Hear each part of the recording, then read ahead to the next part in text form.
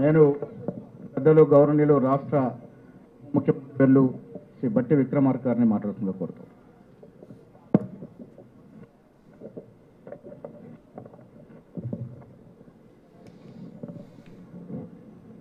గౌరవ ముఖ్యమంత్రి వర్యులు శ్రీ రేవంత్ రెడ్డి గారికి, రాష్ట్ర కాంగ్రెస్ వ్యవహారాల ఇన్ఛార్జ్ ఏఐసిసి సెక్రటరీ శ్రీమతి ఈమాదార్ సుంషి గారికి, ఈ కార్యక్రమానికి ఏఐసిసి నుంచి ముఖ్య అతిథిగా చేసినటువంటి మాజీ కేంద్ర మంత్రివర్యులు, ప్రముఖ న్యాయ నిపుణులు కూడా శ్రీ సల్మాన్ ఖుర్షీద్ గారికి, అట్లాగే నా తోటి సహచర మంత్రివర్గ సభ్యులందరికీ, శాసనసభ్యులకి,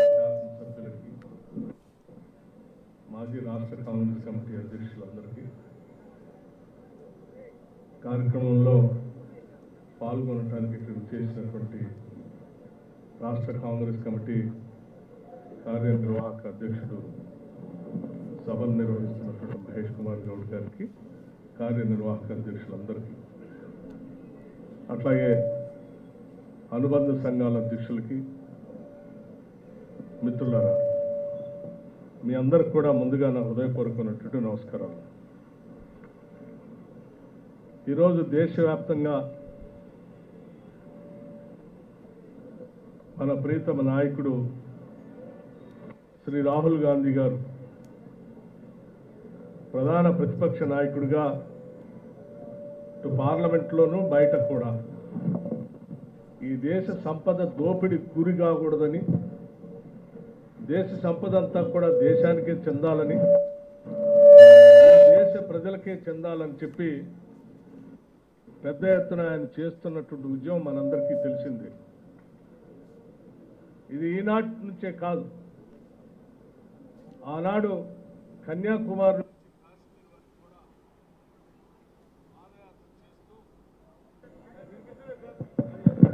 ఈ దేశ సంపద మొత్తాన్ని ఇటువంటి మోడీ లాంటి వాళ్ళు, లేకపోతే అదానీ లాంటి వాళ్ళు దోపిడీ గురి కాకుండా ప్రజల పక్షాన అఖిల భారత కాంగ్రెస్ పార్టీ నాయకత్వం అంతా నిలబడి ఈ ఆస్తుల కోసం పోరాటం చేస్తుందని చాలా స్పష్టంగా చెప్పారు. చెప్పటమే కాదు, ఆ రోజు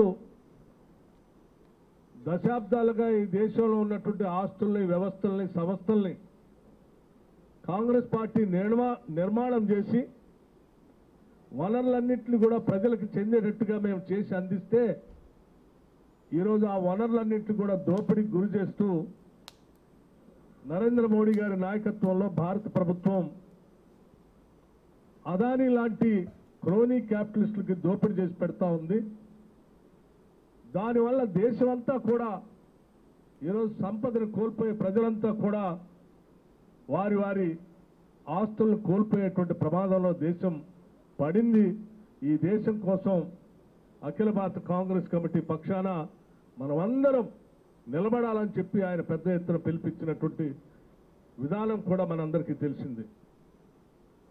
ఆనాడు వారు మాట్లాడినప్పుడు దేశంలో ఉన్నటువంటి వాళ్ళంతా కూడా పెద్దగా స్పందించకపోయినప్పటికీ తర్వాత వారు చెప్పినటువంటి అనేక విషయాలు ఈరోజు ఒక్కొక్కటి బయటపడుతూ ఈ దేశమే కాదు బయట దేశాల్లో ఉన్నటువంటి సంస్థలు కూడా లోతుగా అధ్యయనం చేసి హిడెన్బర్గ్ లాంటి వాళ్ళు ఇవాళ ఈ దేశ సంపదని అదానీ లాంటి వాళ్ళు ఏ రకంగా దోపిడీ చేస్తున్నారో స్పష్టంగా ప్రపంచానికే తెలియజేసేటట్టుగా వారి విచారణ బయటపెట్టారు. గతంలో ఒకసారి బయటపెట్టారు, ఇప్పుడు మరీ ఆశ్చర్యపడేటట్టుగా అసలు దేశ సంపదని జాగ్రత్తగా కాపాడవలసినటువంటి సెబీ లాంటి సంస్థకు సంబంధించినటువంటి చైర్మన్ గారే దీంట్లో కూడా ఉన్నారు అని వారు చెప్పినటువంటి విధానం ఈ దేశమే కాదు ప్రపంచం ఆశ్చర్యపోయేటట్టుగా వారు కొన్ని విషయాలను బయటపెట్టారు.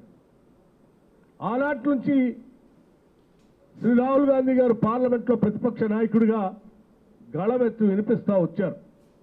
వారు ప్రత్యేకంగా చెప్పారు కూడా, మేము చెప్పేదే మీరు చేయాలని లేదు, కానీ మేము చెప్పేది మాత్రం వాస్తవం. ఈ వాస్తవాన్ని బయటకు తీసుకొని రావటం కోసం మాతో పాటు అవసరమైతే ఈ జాయింట్ పార్లమెంటరీ కమిటీ పార్లమెంటుకు సంబంధించినటువంటి అన్ని పార్టీలతో కలిపినటువంటి జేపీసీని నియమించి ఈ దేశ సంపదను కాపాడటం కోసం, ప్రజలను కాపాడటం కోసం మీరు ముందుకు రావాలి అని చెప్పి ఈ దేశ ప్రధానిని పార్లమెంట్లో నిలదీస్తే వారు తప్పించుకొని పోయినటువంటి వైనాన్ని కూడా ఈ దేశ ప్రజలంతా చూసి ఆశ్చర్యపోయారు. అందుకే ఈరోజు పార్లమెంట్లో ఈ దేశానికి నాయకత్వం ఇస్తున్నటువంటి ప్రధానమంత్రి గారు స్పందించకపోతే తప్పనిసరి పరిస్థితుల్లో దేశవ్యాప్తంగా ఈరోజు ఈ దేశ ప్రజల ఆస్తుల్ని సంస్థల్ని కాపాడటం కోసం తప్పనిసరి పరిస్థితుల్లో అఖిల భారత కాంగ్రెస్ కమిటీ శ్రీ మల్లికార్జున్ ఖర్గే గారి నాయకత్వంలో దేశవ్యాప్తంగా ఈరోజు పిలుపిచ్చింది. ప్రజల పక్షాన, రాష్ట్రాల పక్షాన, దేశం పక్షాన, ఈ దేశానికి స్వాతంత్రం తీసుకొచ్చిన కాంగ్రెస్ పార్టీ పక్షాన ఈ దేశ సంపదను కాపాడే బాధ్యత మరొక్కసారి మనం అందరం భుజస్కంధాలపై వేసుకొని ఈ దేశాన్ని కాపాడాల్సిన అవసరం ఉందని చెప్పి దేశం కోసం ఈరోజు కాంగ్రెస్ పార్టీ అన్ని ఈడీ కార్యాలయాల ముందు ఈరోజు పెద్ద ఎత్తున నిరసన దీక్ష చేసేటువంటి కార్యక్రమాన్ని కాంగ్రెస్ పార్టీ చేపట్టింది.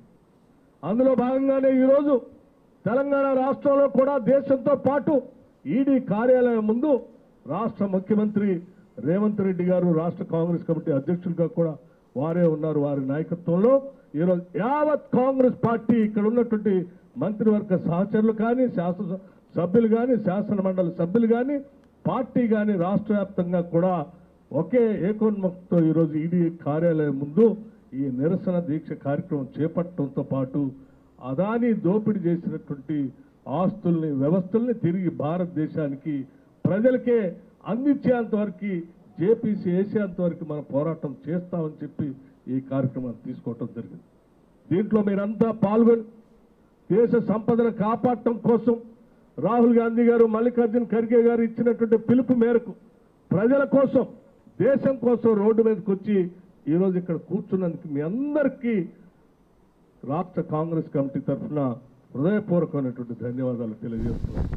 ఈరోజు మనం ఇక్కడ కూర్చుంది ఇదేదో మన కోసమో లేకపోతే కాంగ్రెస్ పార్టీ కోసమో కాదు. ఈరోజు మనం అందరం ఇక్కడ రోడ్డు మీద ఈడీ కార్యాలయం ముందు కూర్చున్నది ఈ దేశం కోసం, దేశ ప్రజల ఆస్తుల్ని కాపాడటం కోసం. ఈ సంపదని ఎవరో కొద్దిమంది క్రోనీ క్యాపిటలిస్టులు దోపిడీ చేస్తూ ప్రజలకు చెందాల్సినటువంటి ఆస్తుల్ని, వ్యవస్థల్ని ప్రజలకి కాకుండా చేస్తున్నటువంటి వ్యక్తుల నుంచి ఈ దేశాన్ని కాపాడటం కోసం మరొక్కసారి కాంగ్రెస్ పార్టీ ఈరోజు దేశవ్యాప్తంగా చేస్తున్నటువంటి ఈ కార్యక్రమం ఒక గొప్ప ఉన్నతమైనటువంటి కార్యక్రమం.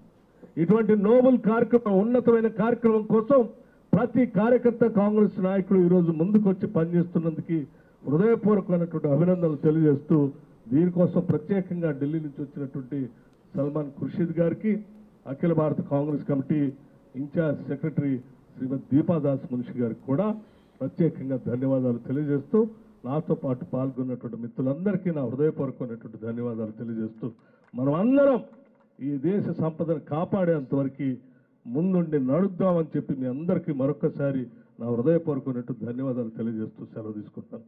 జై హింద్, జై కాంగ్రెస్.